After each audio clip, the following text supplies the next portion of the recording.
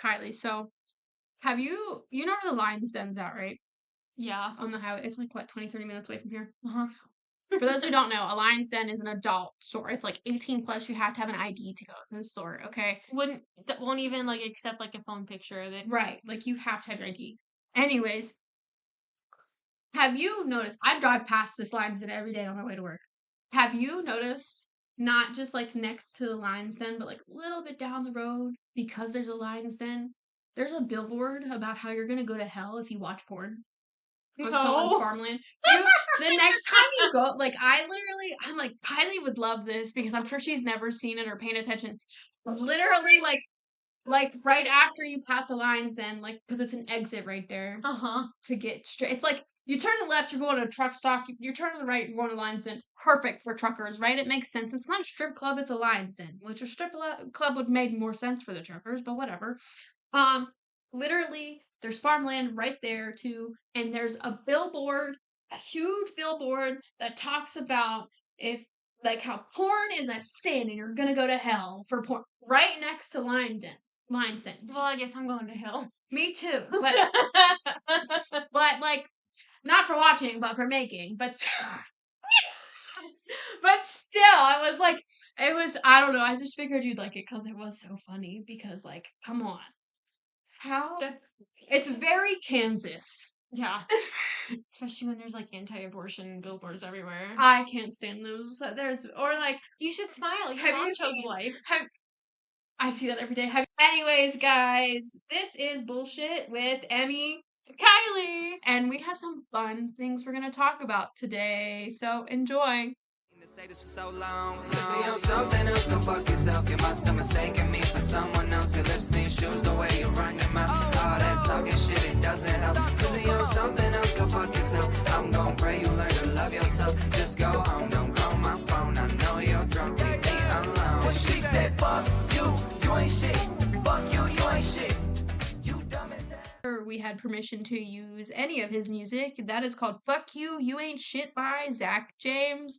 And you can hear his songs anywhere you get music. We're mutuals on TikTok. And I followed him because I like his music. And then I reached out and asked if we could post it on the podcast. And yeah, we're going to push his music because I feel like most of the audience would like it. What do you think, Kylie? I think so, because fuck you, you ain't shit. Anybody who's ever done us wrong. Fuck you, you ain't shit. Fuck you, you ain't shit. But we have an interesting guest today, Colton. And a good portion of the show, Kylie missed, but that's okay. She hops in towards the end. Colton was a great guest, and we loved having him on. But go ahead and introduce yourself. So my name is Colton. I'm 19. I don't exactly have any sort of credentials to be talking about this kind of stuff. I'm just somebody who's been diagnosed with BPD. I was raised by narcissistic parents. I've been diagnosed with CPTSD as well. So this is just kind of me talking about my experience, sharing information that I've collected from various sources, including this wonderful book. We love books, but mostly Kylie. I am far from a reader. Most of the time, if she wants me to know something that she's read about, she has to read it to me because I'm like, don't even send me the link. I'm a little bit dyslexic, so tell me a little bit about when you started to realize something was different for you. So when I was growing up, I was always like the black sheep of the family. None of my family really took me seriously when it came to mental health. I mean, I want to talk a little bit about it later on, but there's a lot of generational. My family coming from a Hispanic background too, so there's a lot of cultural things there as well. But my whole life, I kind of knew that something was off. I knew that something was like different in some kind of way. It wasn't until I started seeing, it wasn't until actually my first suicide attempt where I was like, okay, this is not great. So I started seeing a therapist, and we weren't exactly, it wasn't very like let's figure out what's going on. It's kind of just talk to me and I'll listen. And it wasn't really, it was great because I didn't have that kind of outlet, but it's also not what I needed. And then it wasn't until much later on in life, um, uh, January actually, where I was like, okay, you know what? I think I really want to start thinking about my mental health last January. And, I want to go to a psychiatrist, I want to be seen by somebody, and I want to get answers. And they didn't diagnose me with anything. However, I had a partner a couple of months before that who was also diagnosed with BPD at the time. And she was like, this is sounding painfully familiar.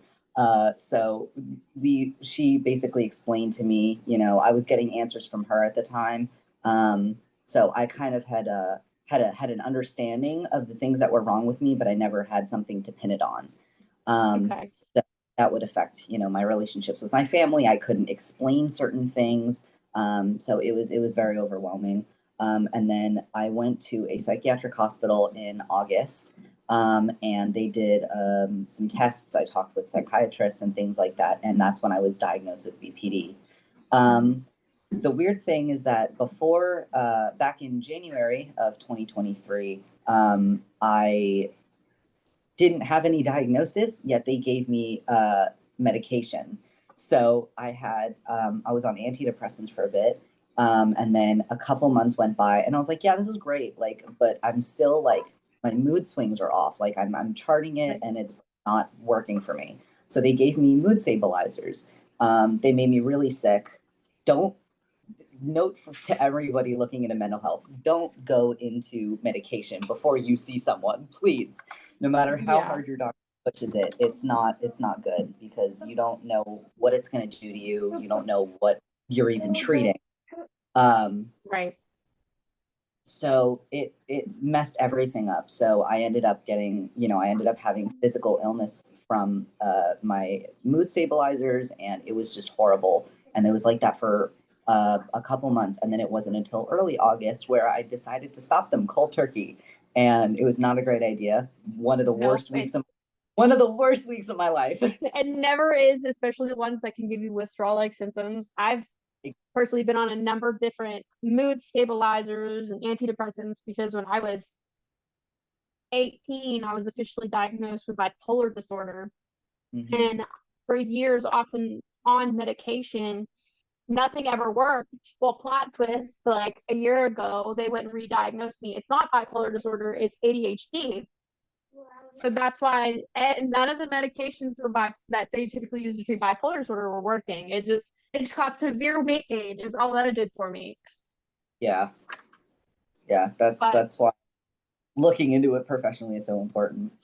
Oh yeah. And how old were you when you started therapy again? When you first started? I started therapy. So I started therapy as young as I think I was 6. And it was for family therapy. My parents were going through a divorce, and it was just to kind of, help things run smoothly. Which it did help. I mean, I don't have any recollection of it, but I'm sure it helped in some way because I'm No, I get that because my parents got divorced when I was really young. I was even younger than you. I was like 3 years old. And the courts asked my dad to put us in some type of therapy dynamic because my mom would like skipped out. She's like, nah, you're good. And my dad ended up with full custody. So to change that adjustment, they put us in family therapy. But I don't remember anything. I just remember some bald guy. That's it. So I understand. All I remember is there was a TV with videotapes and, in the waiting room and like some play toys, and I would put Tarzan on every single time. That was my jam. That's what I watched while I was waiting to be seen. But yeah, so I started therapy as little as 6, and then that kind of died off after about, I don't know, 2 years, maybe less. I don't remember much of it. And then I think I started therapy around 12, 13. That was, and then that was when I had my first attempt.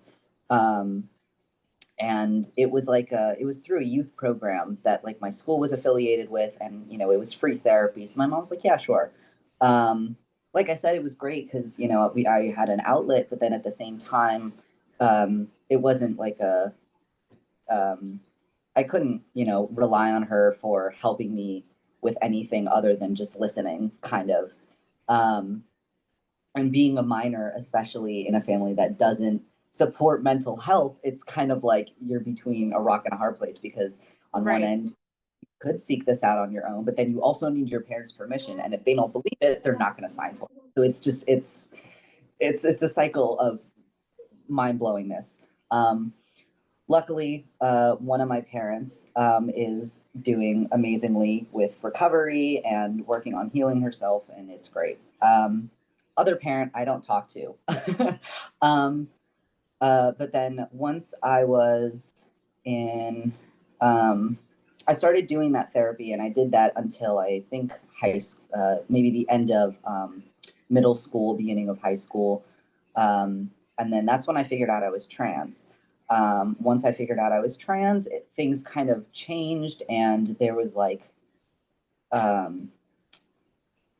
it seemed like there was now something in my life that I was going through by myself. And it felt like that with every part of my life, but especially with being trans. None of my family members, as far as I knew, were gay. Apparently one of my uncles were gay. But I didn't know anybody who was LGBT, and it made me very, kind of, oh, well, shit.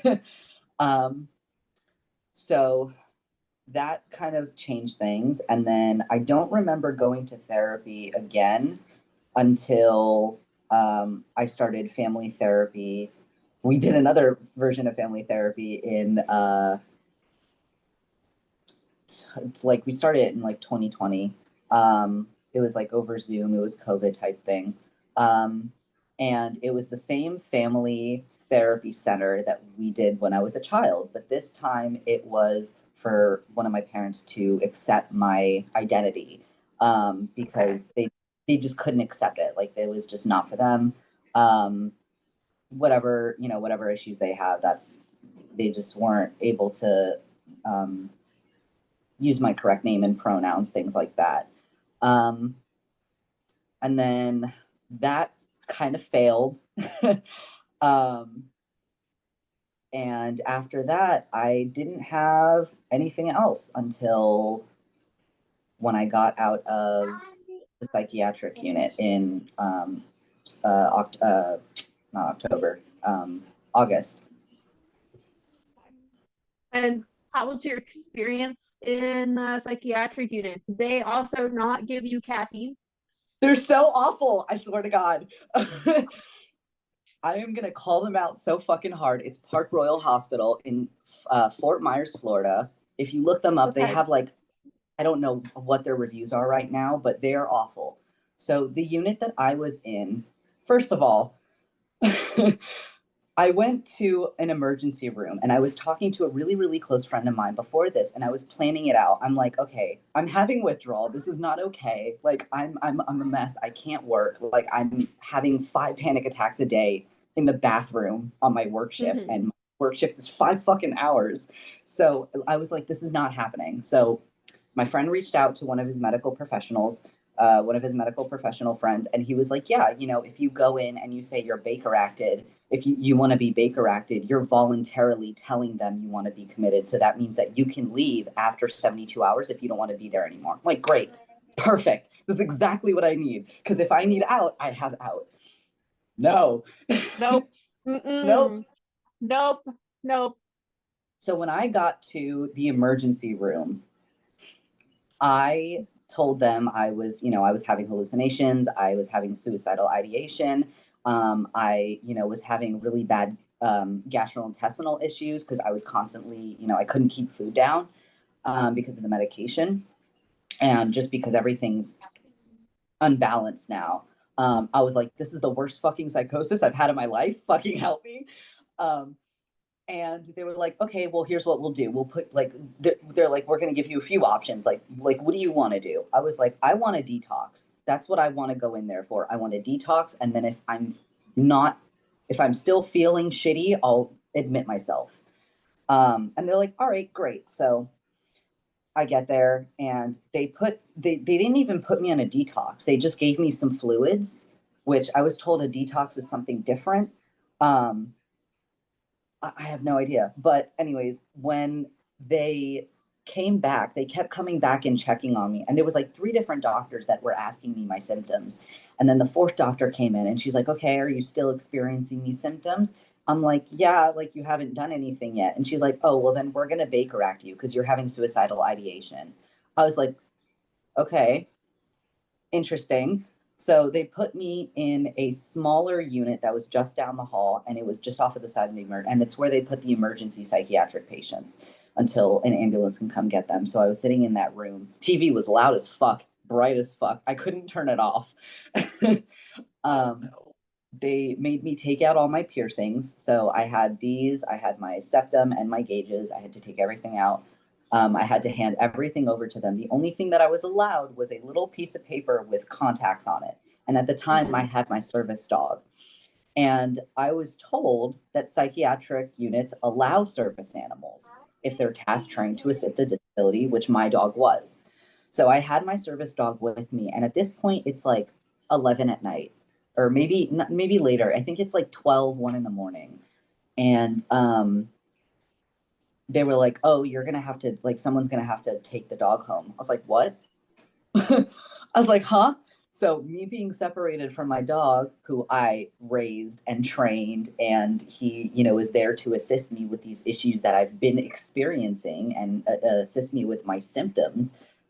You're completely separating me from him. So I'm like I'm freaking out. So I'm like, okay, I'm going to try to keep my cool, but I'm also very, very tired. And I'm kind of like not in and out of sleep, but I'm very much not fully there. And then, the night passes, whatever, and I get waken up. I'm like, what time is it? They're like, it's 7 a.m. vitals. Okay, fine. So they took some blood. They were nice and woke you up at 7 a.m. The one hospital I was in, my youth, it was like 5 a.m. They wouldn't even really bother waking you. They just grab your arm. Well, hold on. This is the emergency unit, though. So they were kind of nice about it, because when it was like 1 a.m., they did my vitals, and then they did it again at 7. So they did like a 6-hour jump or whatever. And they were like, okay, well, you're going to go in an ambulance ride. It's 2 hours. I'm like, what? 2 hours? Where am I going? And they're like, expensive limo. They're like, we can't tell you that yet. What do you mean you can't tell me where I'm going? So I'm kind of like freaking out. And they're like, okay, well, do you like need something to relax? I'm thinking they're going to let me listen to some music. I'm like, yeah, let me get some of that. And they sedate me. I'm like, okay. So I'm on my way to the hospital. I'm in and out of sleep. And when I get there, there was a really, really nice lady. I loved her. She was very respectful. She complimented my tattoos, and she's like, I don't have the balls to tattoo myself. I'm like, yeah, I do, girly.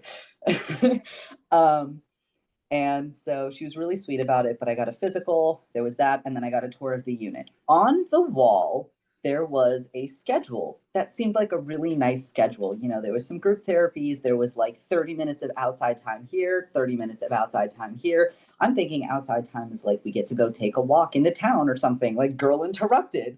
I don't know if you've ever seen that movie. Yeah. So I'm like, this is great. So one of the phones didn't work, and then the other phone only worked if you like picked it up correctly. It was so fucking annoying. And I think there were about 25 of us on that unit, and all of us were trying to make calls during the day. So it was so obnoxious. When I got there, there was a really rude lady who I don't know if she was racist or if she was just extremely fucking stupid. But this woman who was Hispanic, I don't know exactly where from, but she had a slight accent. And, me being Hispanic, I could understand it. And, everybody else in the room could understand it. And not all of us were Hispanic. So it's very clear that she was able to speak English. And the lady just kept interrupting her. And she's like, I don't understand what you're saying. I don't get it. What are you telling me? What is happening? I'm like, what? And so I was like, what is I'm like shaking at this point. And I'm like, what is your problem? Like, I'm like, what? And she's like, oh, well, what's your name? And I tell her, and I guess they didn't put my preferred name on the attendance sheet. So she's calling out like names, and then she was like, "Are any of these your names?" And I was like, "No, it's Colton." And I was like, and then I told her my last name, which I go by that legal last name anyway. And she was like, "Oh, so it's dead name?" I was like, "No, it's Colton. That's just my legal name. But you're not calling me my legal name. You're calling me Colton." And it was like a back and forth for 4 minutes. And I tossed a chair across the room and I stormed off. And then three nurses came. I stormed off, and three nurses, I was sitting on my bed and I was like having a meltdown. I was like, I can't do this. Like, I just got here. It wasn't even 10 minutes. And I was like, she really pissed me off. And they're like, okay, we're going to report her, blah, blah, blah, whatever. And a social worker did end up coming to talk to me about it. They were really good about it. That's like the only thing they were good about. The food sucked. The eggs tasted like rubber. Like, there was so many, there's just so much that happened. And it's like, in such a small amount of time, I just can't. I've only ever been to like 2 different hospitals. The first one was the one I kept going back to. That literally was just like in my hometown in our shitty hospital on the 3rd floor wing that nobody ever goes to. They had this psychiatric unit run by these brothers who just so happen to be psychiatrists, and they literally labeled 90% of their patients with bipolar disorder. Red flag number 1. And the repeaters, which was typically the homeless in the wintertime, they would go check themselves in because free food and you're out of the cold. Right, So exactly. they're way too smart. They did it every winter, and they didn't care because they had Medicaid. And if they didn't have Medicaid, the hospital would help them get Medicaid, right? Oh my God, that's another thing. They would tell you, you're going to get diagnosed with bipolar disorder. Watch. Like, anybody who came in, it didn't care if you came in with substance abuse issues or anything. Like, most of the people, unless they had schizophrenia and really bad like hallucinations, they got labeled immediately with bipolar disorder. They put me on Lexapro my first day there. I didn't even speak to a fucking doctor for the first 3 days.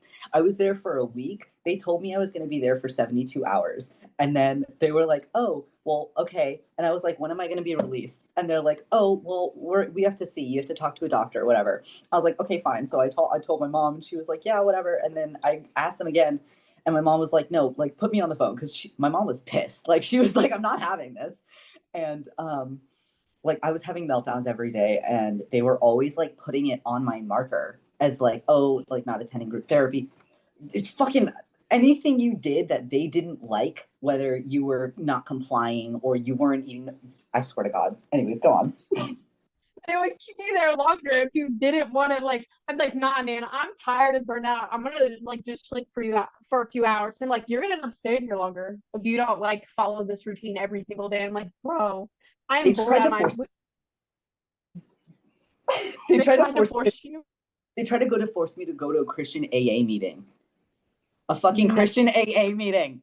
I was literally, they were like, I was like, "I'm not doing this." They're like, "Oh, well, it's a group activity. You have to." I was like, "A group activity? What group activity is a Christian AA meeting? I don't even drink. Like, what is this?" And she's like, "Well, if you have other family members, it could help." I was like, "This isn't about my family members. Like, what is happening here?" And the only way I was able to get out of it is by telling them I had religious trauma, which isn't a lie.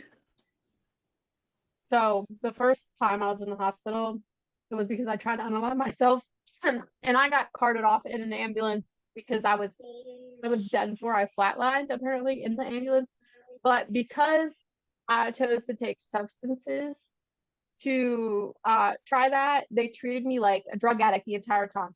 Nothing else in my system besides the overprescribed anxiety medication and Tylenol PMs. Oh yeah, I don't know how that psychiatrist kept her job, but yeah. And that was what, about 3 months total. A month in the ICU, and then the next 2 months I was in the mental behavioral unit. And it cracked me up because that entire time I'm treated like a drug addict. But my oldest brother, who is a drug addict, like, he's currently in active addiction, when he would go check himself into this hospital, he would get to be there for the 3 days and then check himself out and leave. He'd go sober up you know, because he could tell he was like on the verge of OD, and if he just did it one more time, sober up for 3 days to a week, and then check himself out. When I was ready to go home after a month, they was like, if you sign yourself out, we're gonna take you to court, and we're gonna tell the courts that you're mentally unstable, and then you're gonna get sent. And this is in Ohio. You're gonna get sent to like Akron, Ohio hospital, which is like a few hours away from my hometown. I was like, I'm not even doing this. Nope. No. That's yeah, that's what scared that was the scariest part is that they sent me like so far because then it's not like it was easy access if an emergency happened. And like I was like, what the fuck? And the visiting hours were for 1 hour, or not even, it was technically for 1 hour, but they were late letting up the visitors. So they took 15 minutes of our time and then they cut it short. And my mom and my friend were like, no, we're not leaving for another 15 minutes. Especially like driving that far. I wouldn't want to waste that time. I was fortunate, like I was 10 minutes from my dad's house. I was across the other side of town. So like when my family came to see me, it was fine and peachy. But oh my God, no, I could not. Yeah, it was a mess. When they when they made me take Lexapro, I was paying close attention to like how they were like when I first got there, I was like, okay, how are they, treating patients with pills? How are they treating patients when they do this and that, so that I can know what to expect. So I was noticing that they weren't checking patients' mouth to make sure they swallowed the pills. I'm like, oh fuck yeah, I got this in the bag. So I was spitting out all of the Lexapro that they were giving me, and one of the patients who were in there with me, um, she was lovely. She was so sweet. She was like, "What did you just do that?" I'm like, "They're not.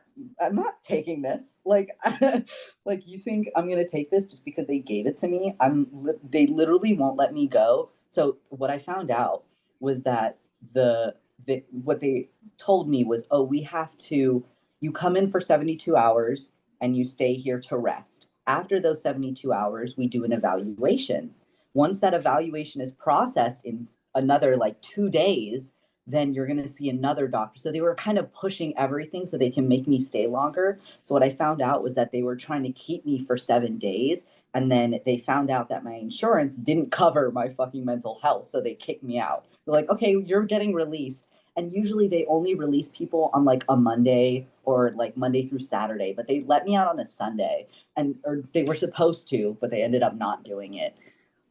Which is wild because my mom drove halfway there, and then I was like, oh yeah, they said they're not releasing me tomorrow. She's like, are you fucking kidding me? That, that's it. You got to think too. In hospital days, when they tell you things, you got to count it as business days. You can't count them weekend days. And that, like, people would get so excited Yeah. when they count the weekend. I'm like, no, no. Like, I'm a reoccurring visitor. I'm gonna tell you right now how it goes. They also, what I will say, if somebody is looking into going into a psych ward, is that you have to really pay attention to what they give you, because they will gaslight you into signing anything. Like they will convince you it's for your well-being. They'll convince you it's for this, it's for that. If you don't understand it, get somebody to help you understand it and break it down for you. Like ask for a social worker, ask for someone to go over paperwork with you. Like don't just sign it just because you don't want to be an inconvenience. You're in there because you're supposed to be getting help. If you're not getting help, then they're not doing their job, and that's a red flag.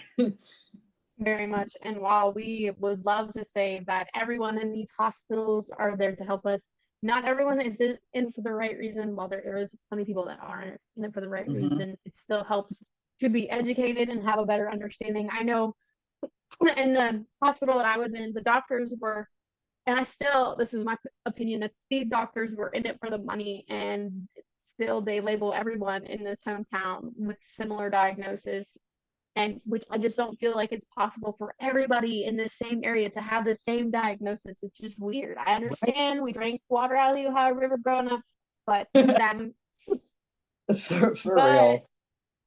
but the technicians, a lot of them, since I grew up in this town, knew my dad, or I went to high school with them, or like my siblings went to high school with them, and they'd like, listen, we're gonna tell you straight up. We're gonna tell you straight up right now. And they weren't gonna bullshit me. But I appreciate those people, especially the one girl who graduated as my oldest brother. And the first night I was there, before they put me in the ICU, I was tripping. Like, I do not recall any of this. I was tripping so bad. They put me first straight up in the behavioral unit before my tox screenings came back. Bad idea.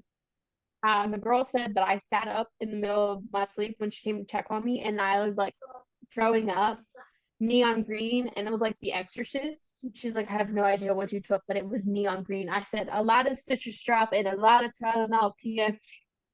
And she's like, she goes, that it might explain neon green. But I'm still thankful for her because I ruined her favorite pair of shoes.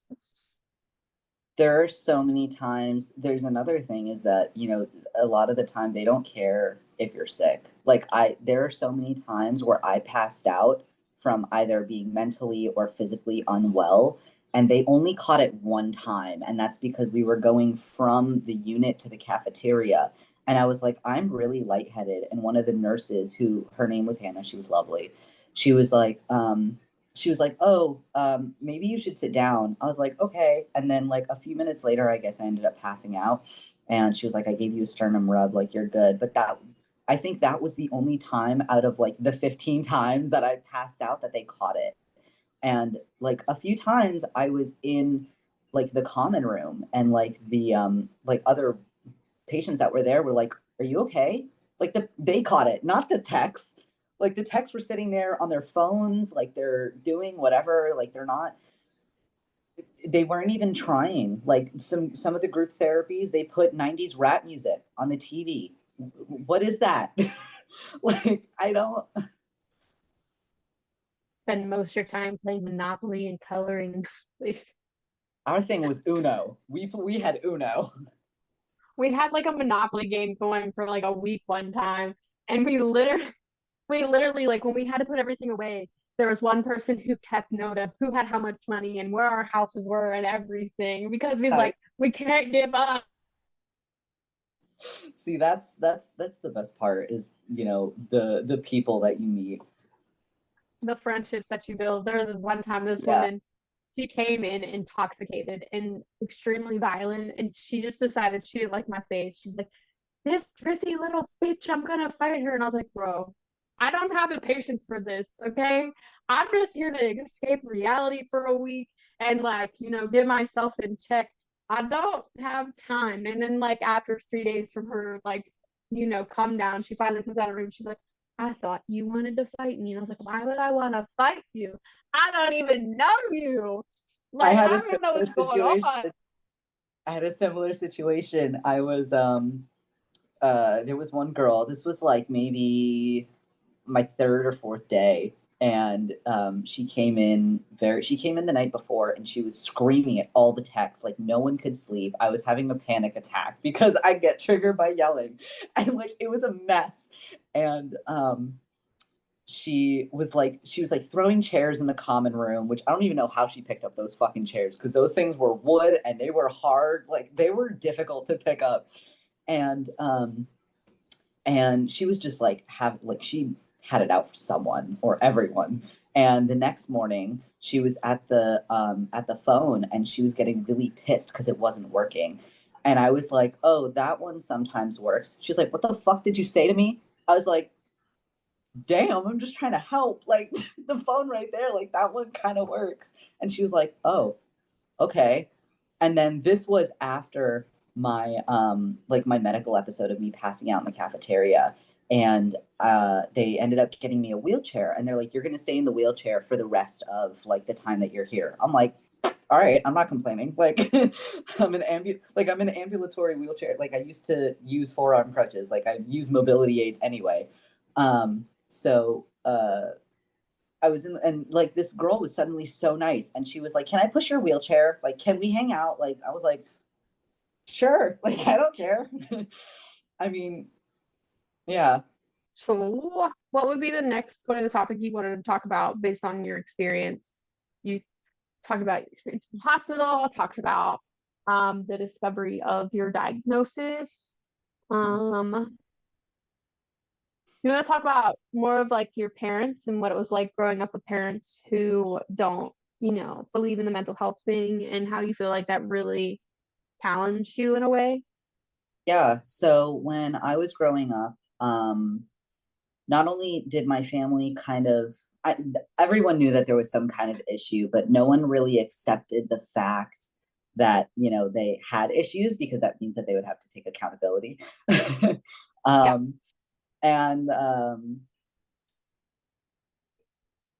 it's really, I find it really, not so much funny, haha, but funny, like, oh damn, but that BPD is actually the inverse of NPD, with narcissistic personality disorder.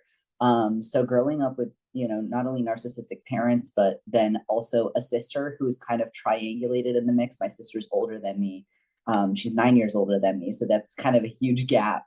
And all I remember growing up is that my sister and my mom fought a lot. And then the other parent was kind of just emotionally unavailable all the time, unless it had to do with, something that he took interest to, which was judging people. And if you kind of didn't, go along with that, he didn't really have anything, to do with you. He didn't want anything to do with you. So having those kinds of parents, it was hard, not only because they were, divorced after when I was 8, but both parents, it was kind of hard for me to connect the dots as to which boundaries are appropriate for which parent. Like with one of my parents, I wasn't allowed to curse, when I was 12. I had to watch my mouth. I had to be respectful. I couldn't dress like, a certain way, because, it's with narcissism, it's all about them. So you reflect on their image. So if I can't be seen with you wearing makeup like that. I can't be seen with you dressed like that. So that had a damper on my self-worth. And a lot of, it was also hard for me, to process emotions and cope with emotions, because I had, parents that would say things like, stop crying or I'll give you something to cry about, which is a very common yet subtle threat that's given to children, to basically shut down their emotions and kind of force them to behave in the way that you want them to behave in the situation. And like, yeah, maybe a kid throwing like a fit isn't okay in a certain situation, but what is that child lacking that, is causing them to have this fit? And that's what a lot of, parents don't think about. I mean, luckily, one of my parents, like I said, is, healing and, understanding, and it takes a while, but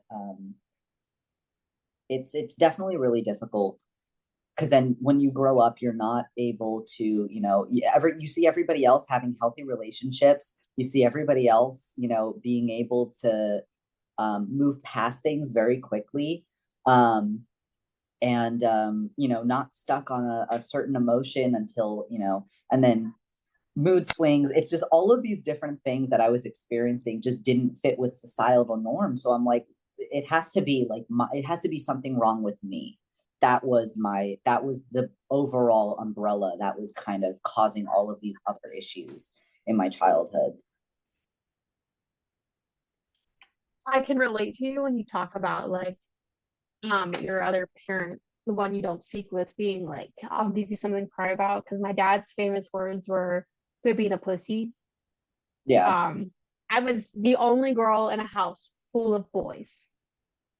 So, and being raised by a single father, that's the only like outlook I had. Like I played baseball with the boys, I dressed tomboyish, whatever. That was my life. And I couldn't have emotions. So I would seek out, and I've talked about this on my TikTok a few times. I would seek out motherly relationships within my friends. I only had like 2 solid friends growing up. I could not keep friends for the life of me. But I hated other girls. I would fight with them. I didn't like their attitudes, whatever, but there was only 2 I kept. And I tell them this all the time. I tell their moms this all the time. I sought motherly relationships from their mothers. And then even my best friend now, I'm close with her mom. more close to her mom than the biological mother. So I understand where you come from on the quit being a pussy type of attitude Yeah. from a parent. I will say my dad, and I tell him this all the time, that I'm proud of him because he's a yeller. You mentioned you don't like being yelled at. I understand that as well.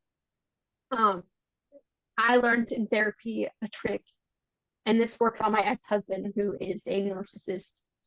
Um, if you're going to yell at me, I will not listen. When you calm down, we can come back to this conversation.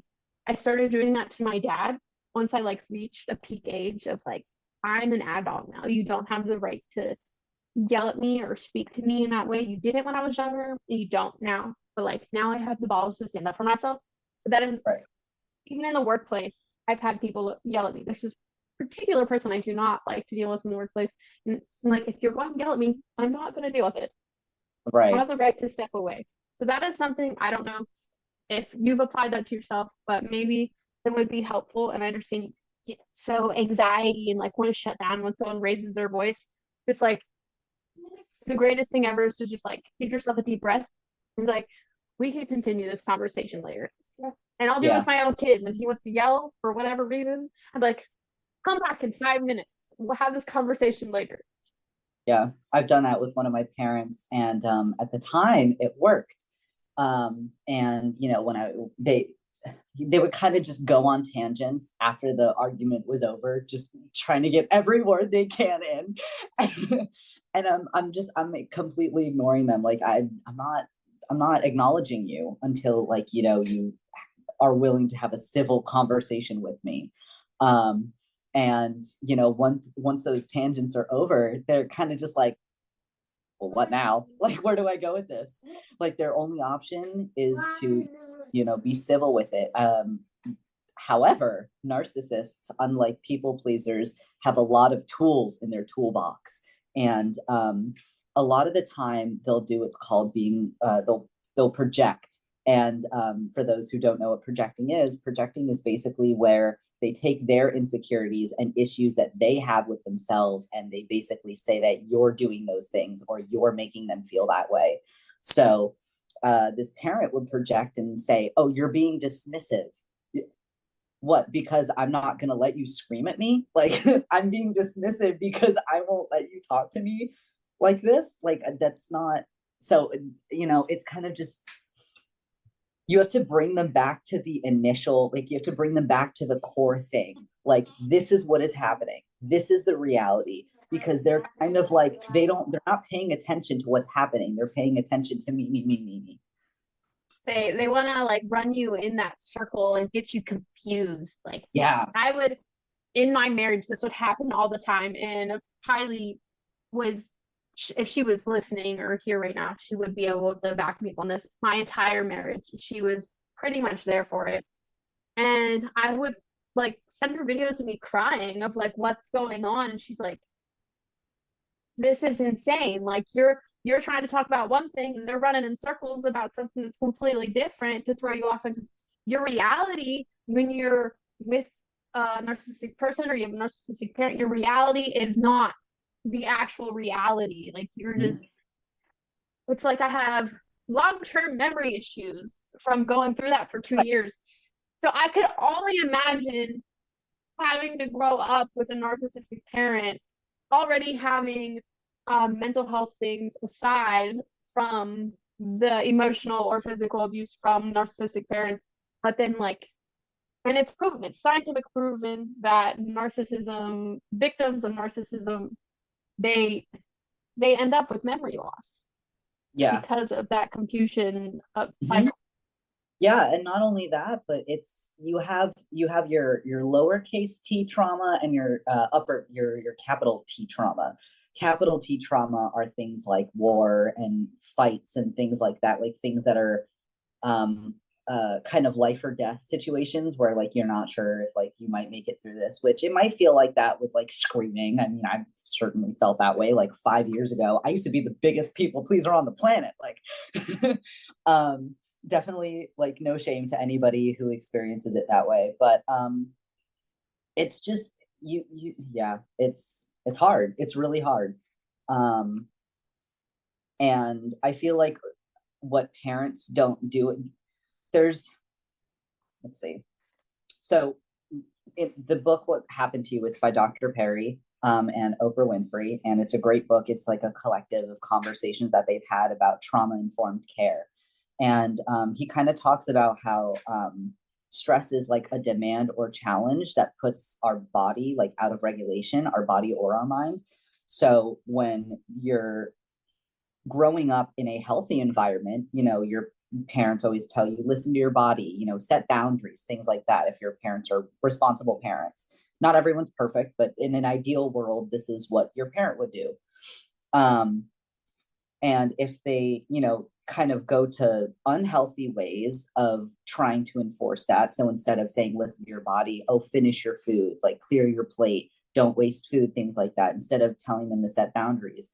Oh, you know, a lot of people, which I really hate, is they'll be like, oh, come give grandma a kiss, or she'll be sad. That it's like you're kind of telling the kid, do this or I'm going to feel a certain type of way. And that's emotional manipulation. And, you know, if kids are seeking help for their mental health issues or their physical health issues, telling them, oh, well, then I guess I'm such a bad parent then, right? If you're depressed, I'm such a bad parent. Or, you know, oh, you're fine. Like you're like just kind of minimizing their experiences. That's the thing. Those are the things that cause someone to grow up with mental health issues, and they don't see themselves as, you know, worthy of even existing on the planet.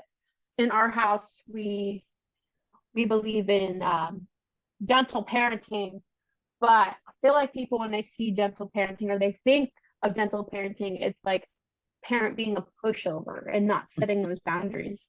Right. There, we have a typical child in the household, and then we have an autistic child in the household.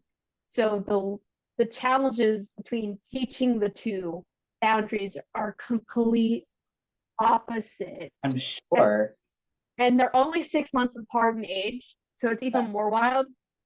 So Kylie's daughter is a typical 3-year-old. She just turned 3. I would say intellectually, emotionally, she is very intelligent for her age, and she understands just about everything you're telling her. Like, we do breathwork exercises. Yeah, good. Like when she's overstimulated or she's wanting to scream or she don't understand that, instead of screaming and crying that she wants something, just use your words. Where little man here grunts and growls like a dog or a bear or whatever. He's getting there. We're getting some words in. I'm teaching him boundaries. He likes to eat drywall. He has to eat that. Teaching him do not eat the drywall and redirection might happen 1,000 times before he's like, fine, I give up. Where you tell Kylie's daughter, hey, Hobie, that's not cool. Like, let's not eat that. Let's go eat this. She's fine. It's like, it's so much more relaxed. Yeah. But it's a fun adventure, I think, parenting. And I tried, so my dad's, you said that you have a huge age gap in your family. So there's also a huge age gap in my family. My dad's oldest is in his 30s. Okay.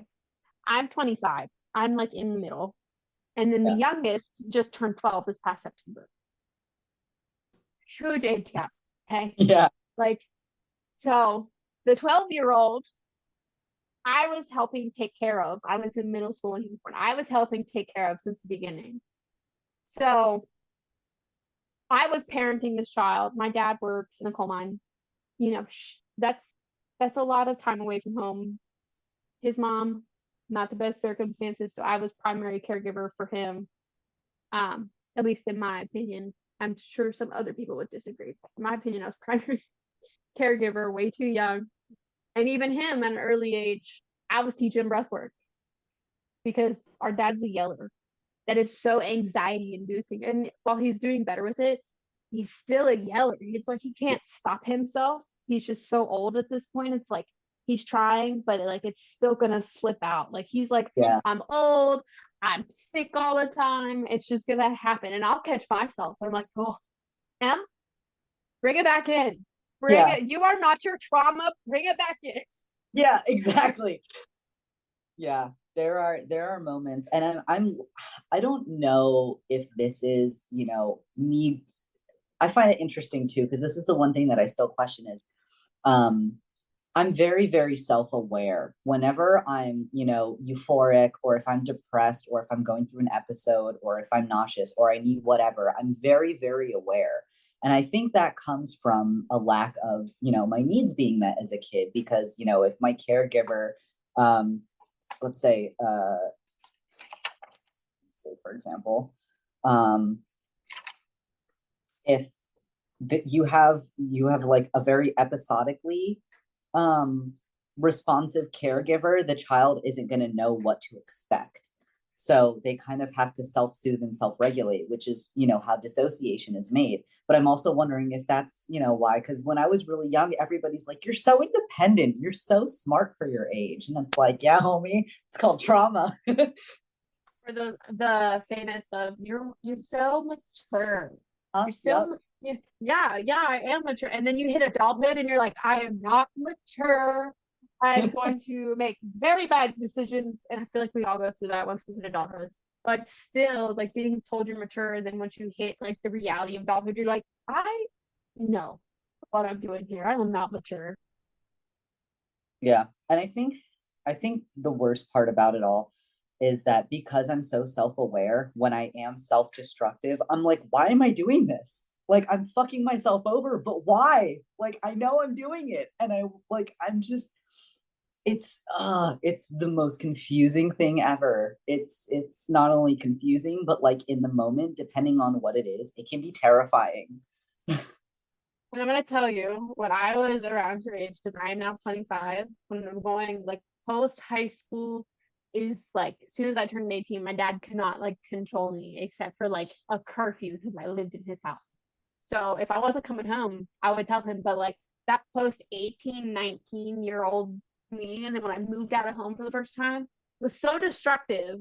And most people I feel like want to do drugs at that point. No, I was destructive in other ways. I personally did not do the drugs except for smoking marijuana, which is legal in the state of Ohio now, by the way. Good thing for Ohio. One good thing that they've done legislative here lately. Sorry. But you're okay. But other than that, my self-destruction came in validation seeking from men a lot older than me. So if anyone young is listening, or anyone at all has that like thing where they feel the need to seek validation by people that are way older than them and doing things, it's just as harmful as drugs. Do Absolutely. not do it. Do not do it, okay? I have done so many things. When I moved out of my mom's place for the first time, I was like, fuck yeah, I'm going to college. It's the time to experience. Like, I'm experiencing life for the first time without any, no one to control me. They can't do anything. Like, no one, I basically had a God complex. I'm like, no one can fucking touch me.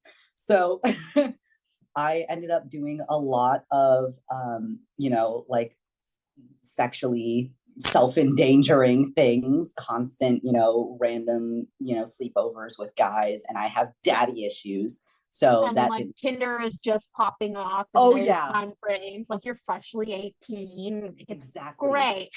It's great. And there was one time that now I know never to smoke another person's weed. Um, and I'm not going to go too much into detail, but I will say it was very traumatic, and I didn't actually know I was laced with anything until the next morning.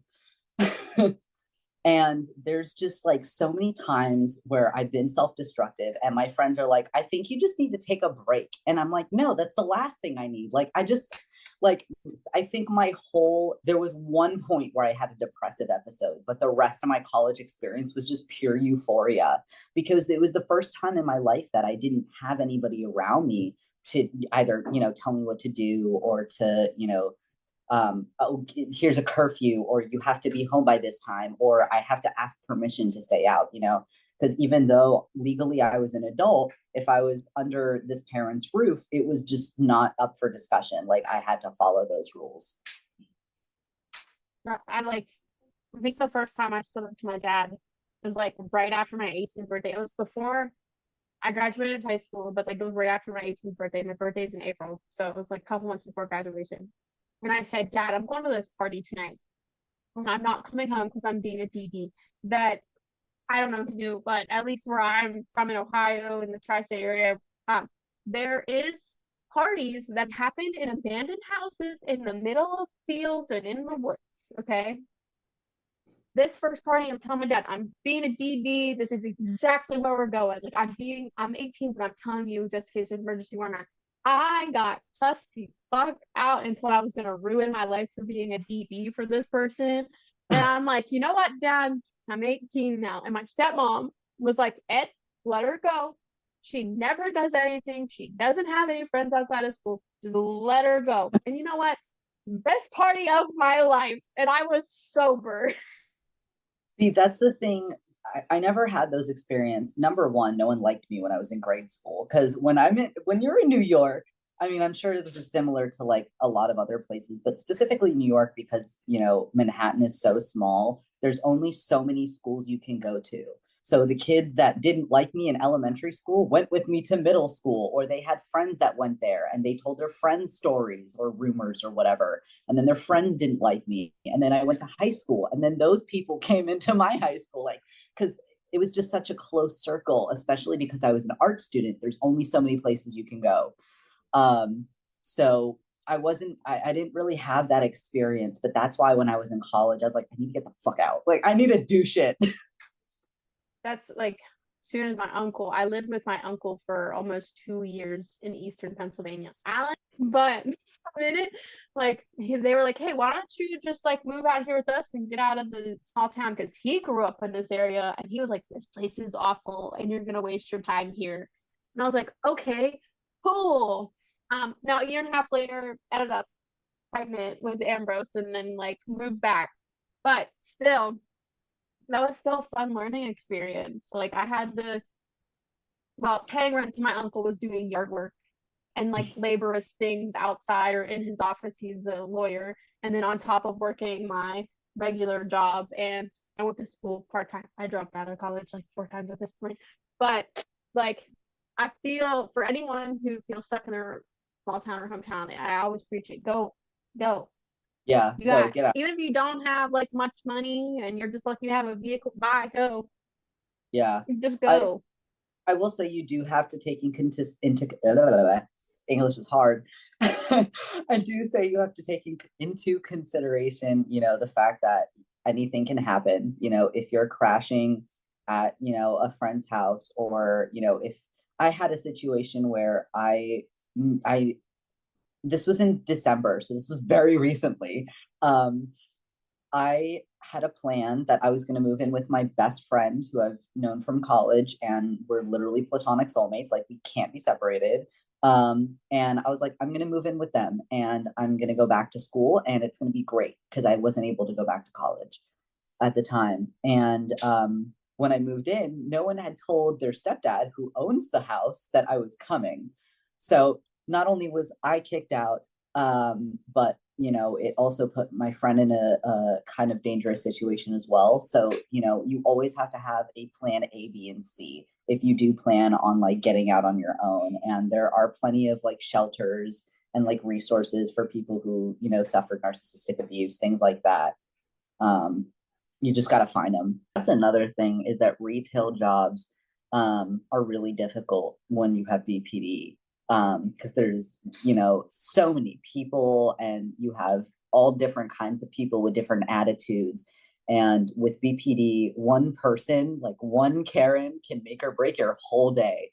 When I was working in retail, I couldn't keep a job for more than 2 or 3 months. Like, it was awful. Unfortunately, the only jobs I can keep are retail. I have tried any type of office job or like food. I hate working food. Don't even. I I don't worked want for to work. Panera Bread, never again. I had an Yeah. office job. The people, it lasted 2 weeks because the people in the office were like too bougie and thought they were better than everybody else. They literally, I quit. I quit after week 2. I was like, we're sick. And then I never went back.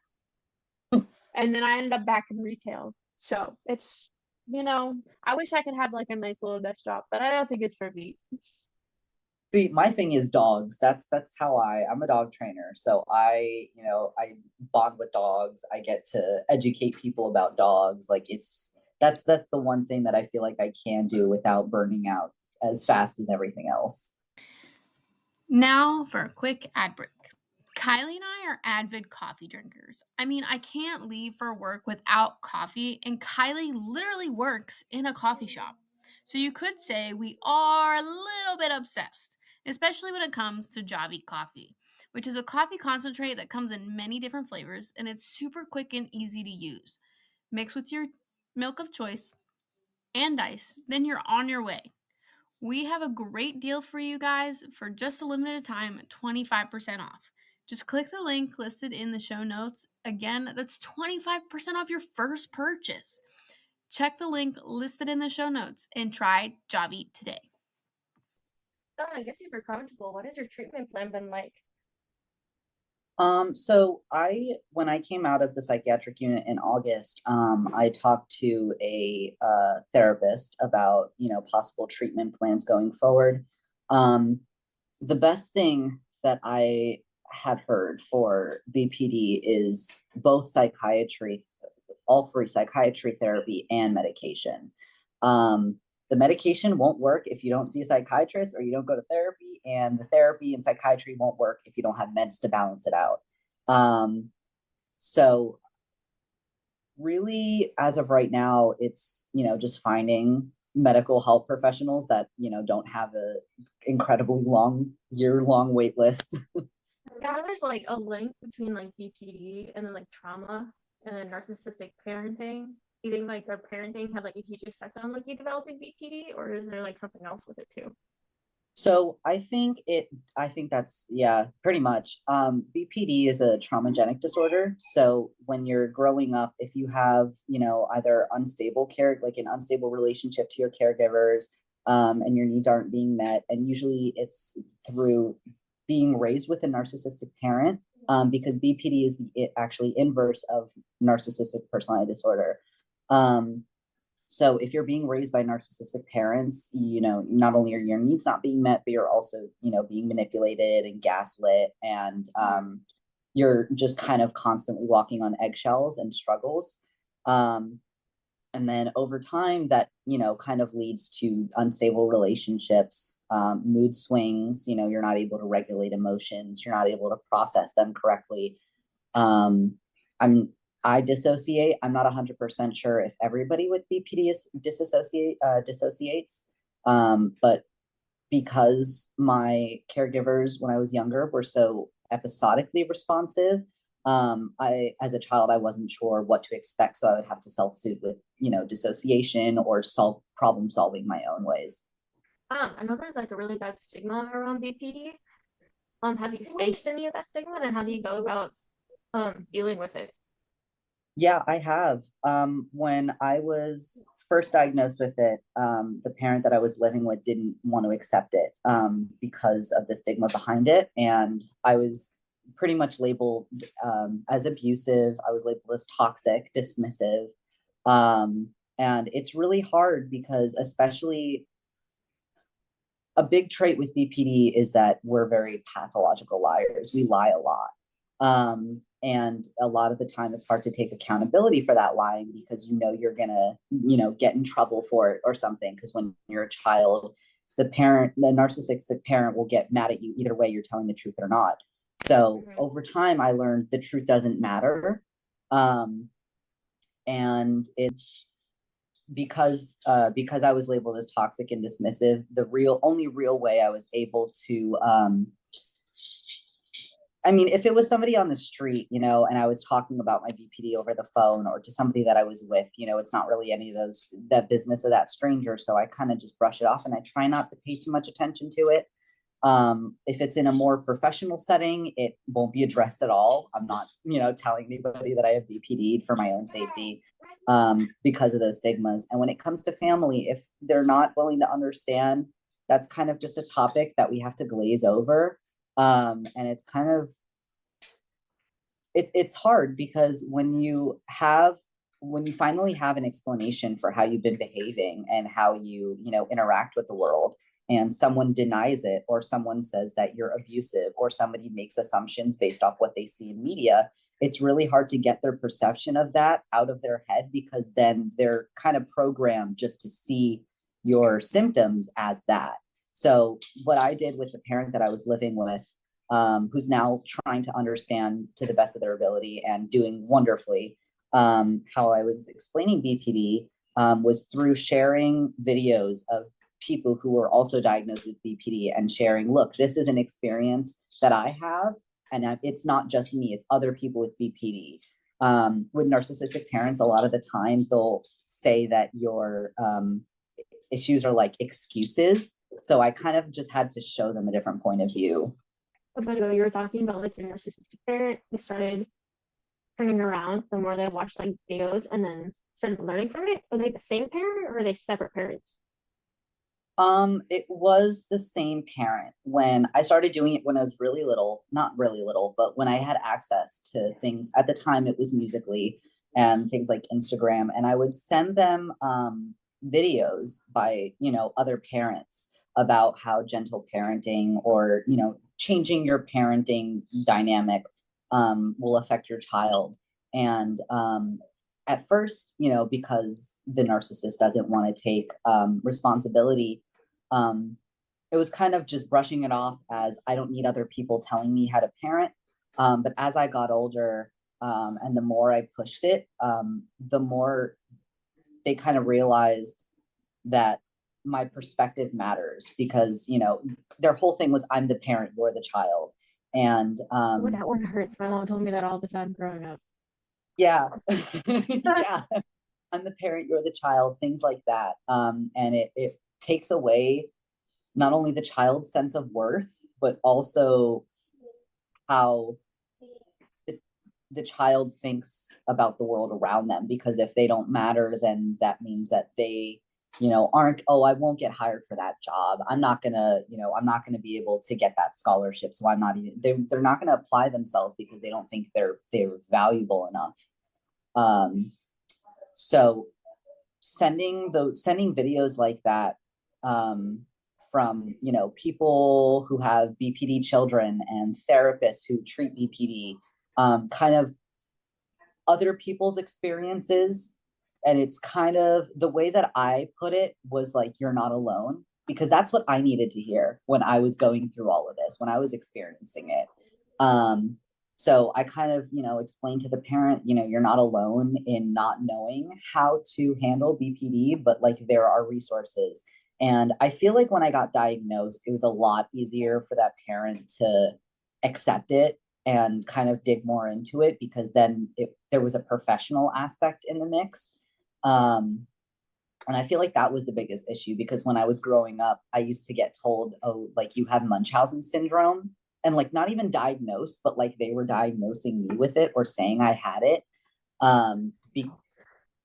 Yeah, because I was always, when I was a child, I mean, when you go through trauma, there's like a thing that people say is that when you go through trauma, when you want more trauma, like, no one who goes through trauma wants trauma.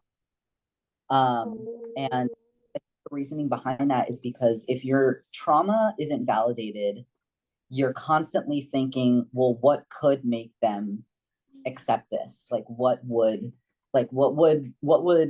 push the boundaries as to what's acceptable as far as trauma? When I got diagnosed with PTSD, I had family members that tell me, oh, you weren't in war, so you can't possibly have it. I'm like, that's not how this works. I'm not diagnosed with autism, but we know I have it. Like, my therapist said that it's very, like, it's very likely. It's a genetic thing too. So it's funny because when I first started talking to my dad, like, hey dad, I think like Ambrose has autism, or like he definitely has some learning delays. To my dad, autism looks so different than the spectrum of what it is, because we grew up with someone, my grandmother's best friend's son, who's on the spectrum, and it was very stereotypical of a sense of autism, and not what we see on a daily with the variety of the spectrum, because of course there's many people with autism and you wouldn't even think twice about it, right? And my dad was like, but I do those things. That's normal behavior. All of you kids didn't talk till X amount of time or whatever. And I was like, hey, Dad, these things are genetic. I was like, how come you can do math so quickly in your head? Like, come on. How come you got a photographic memory? And Right. then and I was like, also, what's the thing where you gag when you touch microfibers? Like, they're like, oh, Yeah, maybe I am that's a big autistic. color. Maybe I am autistic. And then we look at my grandfather, rest his soul. He had similar things as well, especially with the math. I don't know what the math is so quick on the math. Like he would get rage filled when I couldn't, like, I didn't understand math the way he did or quickly enough. Like my brother Tommy would be done with his homework in 5 minutes. He got it. Meanwhile, I'm reading the same question 12 times before my grandfather's like, Emmy, what are you doing? I don't know. I don't get it. I don't understand that 4 + 4 is 8, Pap. I don't get it. Okay. Well, growing up, I had a tutor who was autistic, and doing math especially was always so difficult because we were like different kinds of autistics. So I would have a meltdown and he'd be sitting there like, I don't understand why this is so hard. Like, and it just like, we would always take like a 30-minute break and just like chill out for a minute and then come back to it. Yeah, like my pappy, oh my gosh, he would tell everybody this story too. When we were kids, my best friend, like growing up, we were super little. Like we fell apart come middle school, and I was transitioning in high school, but like that happens. She would call, like this is when you'd still go outside and play. She would call me every, like at my grandparents' house, call every 5 to 10 minutes. Is Emmy done with her homework yet? Is Emmy done with her homework yet? And my dad would be like, Nikki, she is not done with her homework yet. She will call you. And it'd be like 3 hours later, like it's starting to get dark outside. Emmy, are you done with your homework yet? And like her mom didn't make her do her homework right after school, but like we had to have a routine or like we wouldn't do shit. So Right. like I was not allowed to leave that kitchen table until homework was done. Like, and that was just it. And my pappy would get so annoyed and pissed off at Nikki. Like, I'm sure on his deathbed, he was telling stories about when Nikki wouldn't stop calling the fucking house phone because I didn't understand my goddamn homework. That's where we're at. That's my another. kid, my kid's 3 and he reads better than me. I was telling you like earlier, Kylie reads, I don't. Like she has to read everything too. My kid reads better than I do. He's 3. So Yeah, that's another thing is, you know, growing up autistic and not like knowing it at the time. Because while autism was very prevalent on one side of the family, no one knew it. And everybody thought that autism, you know, looked like your very stereotypical non-physical movement in a wheelchair, non-verbal type thing. That was their like association with autism. So there was like no possible way I could be autistic. And excuse you. And and so growing up, I was always learning to mask it. And there's a lot of things that I now like I'll never forget. I was laying in bed one day, and this was in like 2022, and I was literally just thinking. That's all I was doing. I was thinking. And I was thinking about this one, like when I was in middle school, I used to twirl my hair like this. And everybody used to spread rumors about like, oh, you like to sleep with boys in the school. Like you slept with all the boys in the school because apparently this in neurotypical means you're flirting. I was just stimming. And yeah, I don't know. Apparently like hair twirling is like flirting. So like if you're talking to a guy and like playing with your hair situation. Yeah. Okay. So it wasn't until I was literally sitting there and like the light bulb went off and I'm like, oh my God, that's an autistic trait. I was stimming. Like it was just so like, I had to like, I would always put things in my mouth. That was another thing. So my mom like would always have to tell me, stop eating your hoodie strings. Like there were times where I would swallow on the hoodie strings because I would like constantly chew on them.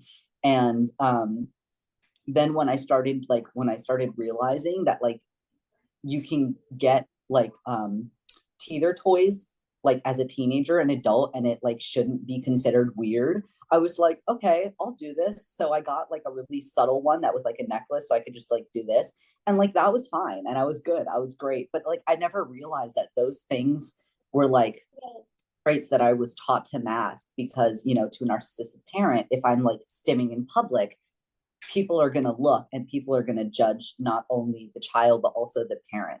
So because that has an influence on them, it's just things I wasn't allowed to do or I was limited to doing. I'm thankful my child has me, because I am very vocal when he's doing his own thing and we're in the store, whether it be he's vocal stimming or, you know, whatever, while we're shopping and there's like somebody staring, or like, you know, the one old person that's like, my kid would never. And I'm like, thank God it's not your fucking kid then. Like, Yeah. I like, because he just got a haircut recently, but he had hair that was like really long for a little boy. And we always got the, oh, your little girl's so pretty. And I'm like, oh, thank you. Like, whatever. But he's, you know, as of right now, he identifies as a boy. And they're like, oh, my son never had long hair like that. And I'm like, wow, it's a family thing for us. So fuck off, you know, like whatever. I'm violently advocate for my child. Yeah, I mean honestly, I think that's the thing, because if there are general parents in the world, there's no chance that you're gonna raise an asshole like or somebody with any like I mean everyone has like their issues, but you know, you're not gonna raise someone who is either struggling with themselves or struggling or is making others struggle. You know what I'm saying? Right. So I was like, your typical kid and divergent kid, like you see the differences, and like because they don't understand each other, she gets right. mad at him because he doesn't want to play the same way she plays, because he plays independently. That's just him. That's what he wants to do. She always wants to hang out with him, and he's like, leave me the fuck alone. Like, I just want to watch Blippi and line up my race cars. You can like be 5 feet away. So one time I'll glance at you every 2 minutes. But that's it. Like, you know how like you were talking about like walking on eggshells? I think like you walked on eggshells as a kid too. So Yes. two types of for the trauma responses. I'm very non-confrontational now. I'm such a people pleaser with how I grew up with my mom. Emmy is the exact opposite. She will say, fuck you and fuck them kids, where I'm just like, I used to be a people pleaser until I think it was until I broke up with my crazy ex, which we're not gonna get into. But this was the one I was telling Kylie earlier, that this was the one that she basically helped me figure out that I had BPD, you know, without, you know, way before I was diagnosed. And it was like, I was very much a people pleaser, and I very much like couldn't set boundaries. Like I was having trouble setting boundaries with like just even random people that I would meet. Like they don't even have to be close to me, and I was just full on struggling. And it wasn't until like I like broke up with my ex, and then I was like, you know what, fuck this, fuck everyone, you know, I'm like, I'm not it kind of there was a point where I realized that if I keep pleasing other people, I'm never going to get a chance to please myself. And that was where I was like, why do I want to do that? Like, and I know that like for a lot of people, and for me for a long time, because I mean, I kept hearing that and everybody kept telling me that. And everyone was like, I know you don't want to hear it, but I know you don't want to hear it. I'm like, looking back, I'm like, yeah, it was, you know, it didn't really click until I had broken up with my ex. And then I was like, they were right. Just a little bit. A little bit. With the people pleasing and the being very outspoken thing, like in my marriage, I look back and there was a lot of things early on I wasn't very outspoken with, but as soon as like I was like, I've had enough, and I started to stand up for myself, he hated me Mhm. so much up to that point because I was just like, I'm setting these boundaries, and if you don't follow through, then fine, fuck you. And then after like we separated and broke up and we're like going through a divorce process, I started seeing someone else who was more covert in their narcissism. Like, have you heard of the 3-month rule? Yeah.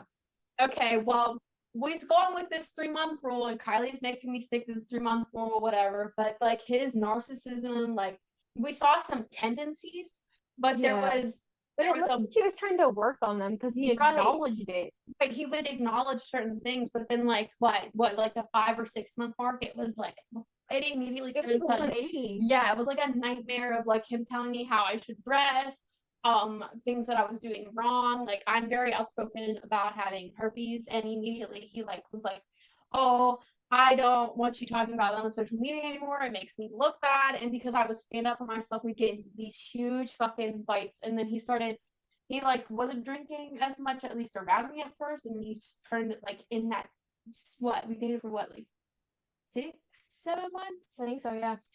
It turned into him like blackout drunk almost every night, even when he worked. And he's in the fucking military. So like that's even worse. He was showing up to work the next day like Hungover. Just drunk. He would crack a fucking drink open before he would go to PT in the morning. Shit, I didn't know that much. I know there was one time he was telling me he brought a flask to the store. Oh my! Every time we went shopping, this is insane. We're going off topic. Every time we went shopping, I would ask him if he'd come with me, like pick stuff out, because I was starting a new job or whatever. And he brought alcohol every time.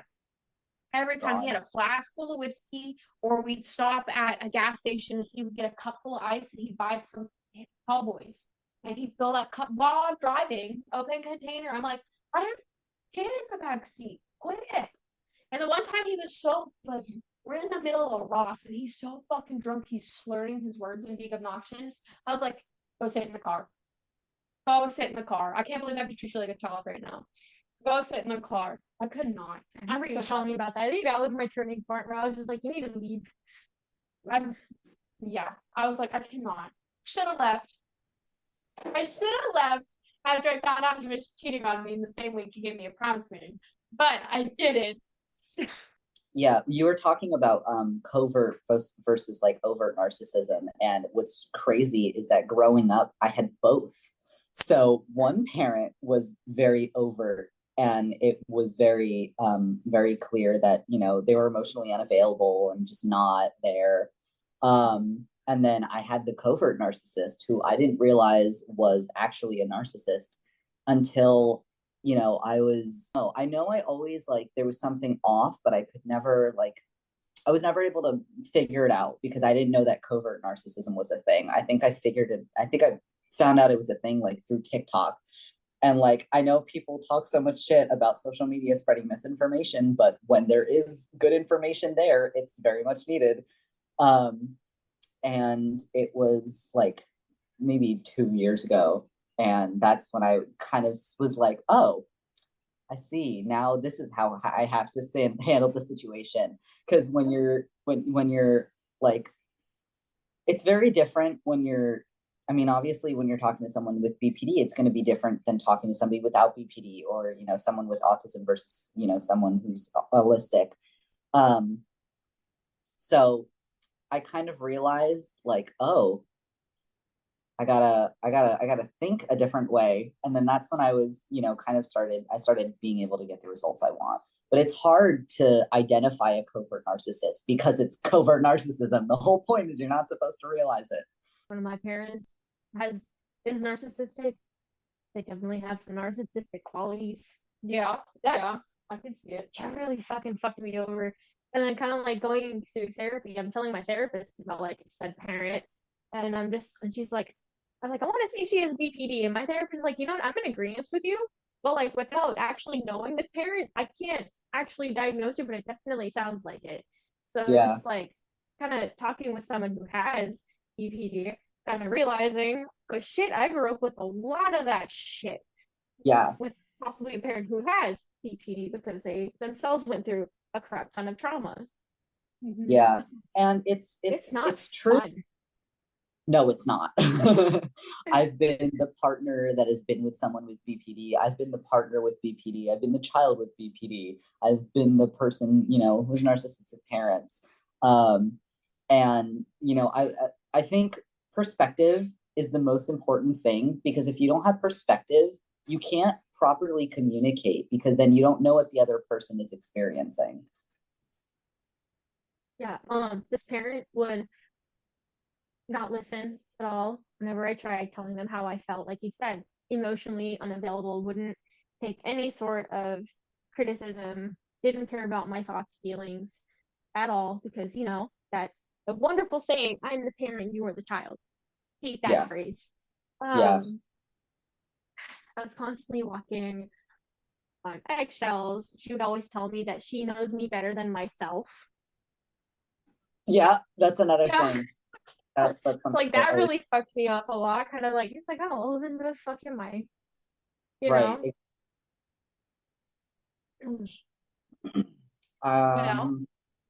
Well then, what does the future look like for Colton? What does Colton have future plans? I just was able to finish paying off my debt to college, so hopefully I can go fall semester.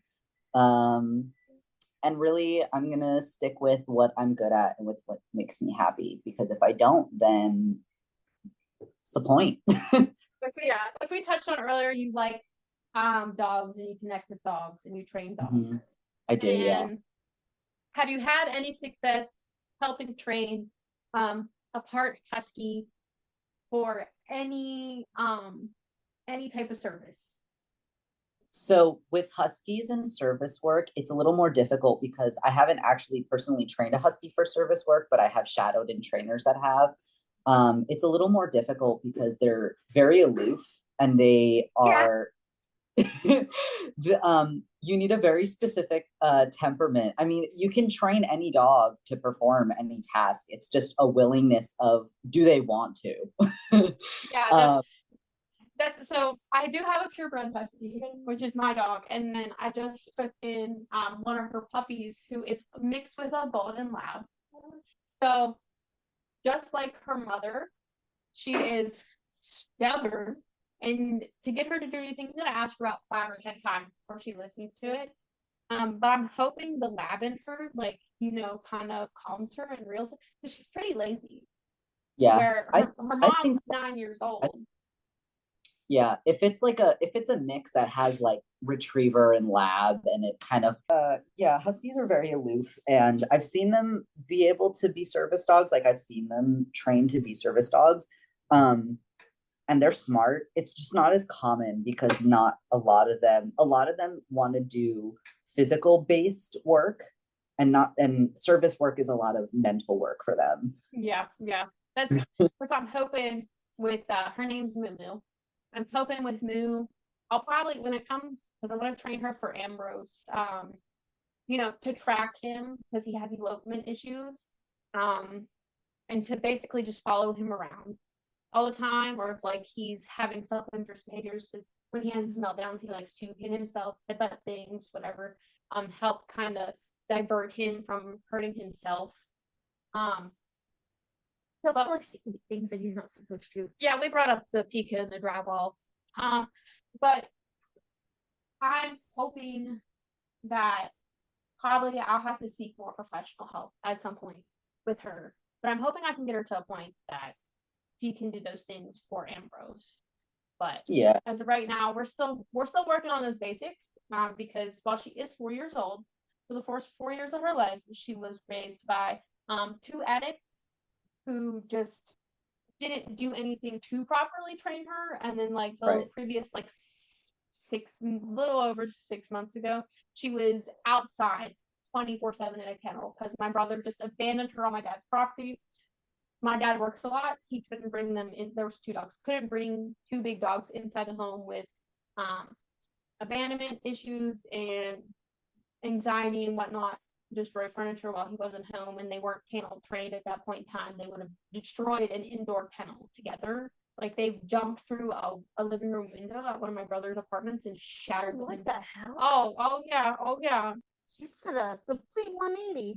Oh, I know. It's like those issues, but like I a know, lot better. I know. In the short time, I brought her home in the end of November. In that short amount of time, like she listens so much better. We're still working on the potty in the house issue, but she has done significantly better. It doesn't help that we have another one that just doesn't care. Yeah, but that we're just adopting that one. Yeah. Thank you for chatting with us. Do Of you have course. any final notes for the listeners? Words of Um, encouragement, anything? if you have been thinking of ways to get out of a tough situation, there are a lot of free resources. You can even, text help hotlines that are completely free, and you can ask them for resources. And there's plenty of things out there. You just got to look for it. But I appreciate you listening to us and wanting to be on the show. Absolutely. Thank you guys. Thank you so much. We'll talk to you in the future at some point. Yeah. Okay. Bye. Bye, Colton. Hey everyone, we just want to thank you guys again for taking the time to come and hang out with us. Don't forget to give this episode a thumbs up so we know if we are doing well or not. If you or someone you know is struggling with mental health, please reach out to a medical professional because we obviously are not professionals. And if you want to follow Colton, his social medias are going to be linked below in the show notes along with other ways to support us. You guys stay authentically yourself and enjoy the rest of your week.